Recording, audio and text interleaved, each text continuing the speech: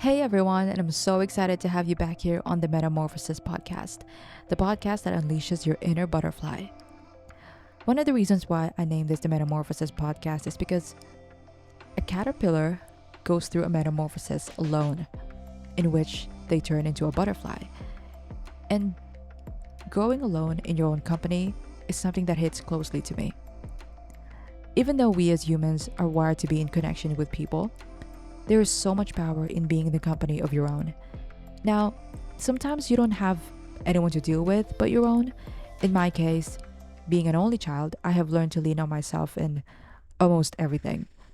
Now, this doesn't mean that I don't talk to my family, friends, but having to navigate my thoughts and emotions on my world and in my terms, solely because I am the only person who can understand me, has been beneficial to my evolution. But even if you are in an opposite situation where you have big family or different friend groups, sometimes it's just to enjoy moments to yourself. How do we distinguish solitude and loneliness? Solitude is a state of being alone without feeling lonely. It's voluntary and often an enjoyable experience of spending time with oneself. Unlike loneliness, which is characterized by feelings of isolation and disconnection, solitude is a positive state that can lead to self reflection, creativity, and personal growth. By understanding the distinction between these two concepts, we can learn to embrace and cultivate moments of solitude in our lives. So ask yourself, when you're alone, do you feel lonely? Or do you feel lonely even when you're not alone? Which situation would you rather be in? I want to talk about four main points today on how you can enjoy solitude in your own terms. The first is finding your personal definition of solitude. Next is practical strategies. Three, overcoming challenges. And lastly, how you can embrace its benefits. The nature of solitude is often perceived interchangeably with isolation. Now, during the pandemic, we were forced to be in isolation that even I, as an introverted person, got sick of my own company. However, it's important to recognize that solitude and isolation are fundamentally different experiences. So, like I said earlier, solitude is a chosen state of being alone, and it is often your own design, and you can make this as romantic as you want. Isolation, on the other hand, is more of an imposed separation from others, which can negatively impact our well being. So, understanding this distinction allows us to appreciate the value of solitude while recognizing the importance of having healthy social connections. But I think there is a gray area though. When we are going through personal challenges, we subconsciously withdraw from other people, which I do quite often, honestly. For people who truly want to be connected, this may be hard to understand, and sometimes it gets taken personally. It is something that I have no conclusive thoughts about at this moment. I found this research, which was done by Babel in 2020, on how alone time is viewed around the world. Because let's face it, maybe the perspective on being alone is culturally different for some countries. So let's talk about that. In the United States, it turns out that too much need for alone time can be undesirable. As Americans are generally bubbly and outgoing, this is the same for the UK, which I found surprising. Apparently, they are extremely extroverted and always have a desire for social time. But just just a disclaimer, this research about the UK was done in 1999, so obviously a lot must have changed already. In India, only 10% of the population lives solo. Same thing with China, because in these cultures, there's a tight knit bond between family members and even neighbors. However, going back to Europe, Scandinavian countries like Norway, Finland, Sweden, and Denmark tend to value personal space and private time. In Sweden, there's actually a quote that says, Ensam är stark. Sorry, I know I'm butchering that, but this translates to alone is strong. Then there's Japan. where they are historically and culturally group oriented. But that has obviously shifted a long time ago, where you can basically go out and eat alone in Japan and it's not a taboo anymore. In order to define your own solitude, first ask yourself what this means to you. Does this mean being alone at home, or do you want to go out but you prefer to enjoy the outdoors by yourself? Do you just want to be free from distractions? Okay, I'll give you some personal examples. Sometimes I like to sit alone in a cafe, read a book, or do some work. I know it's nothing special and everybody probably does it, but the inaudible conversations, the sound of the coffee brewing just makes me feel relaxed. Or if I'm at home, I would write down ideas and make plans for the future. Find activities that make you feel fulfilled doing alone.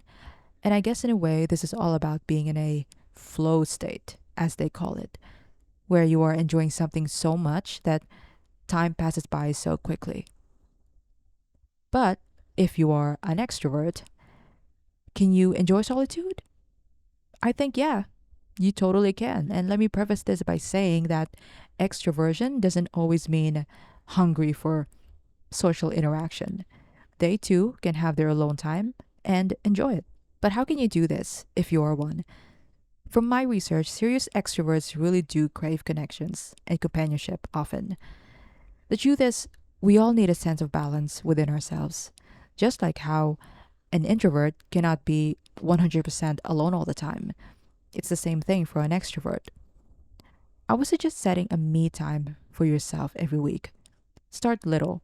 Maybe find a way to channel your thoughts creatively through writing, starting a podcast like I did, or a YouTube video if you really feel like talking. If you're an extrovert, by the way, and you live alone, I guess it wouldn't hurt to talk to yourself. I don't know, just a thought.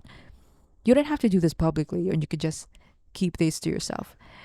This way, you aren't completely alone in your thoughts, and you have an outlet.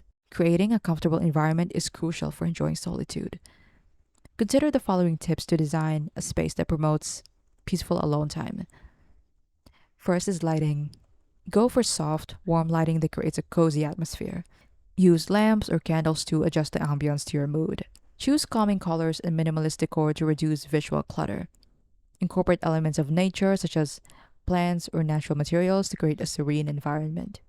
Now let's talk about noise. If you don't live alone, it's pretty hard to control other people's noise levels. Like you can't just be that person who is telling everybody to be quiet.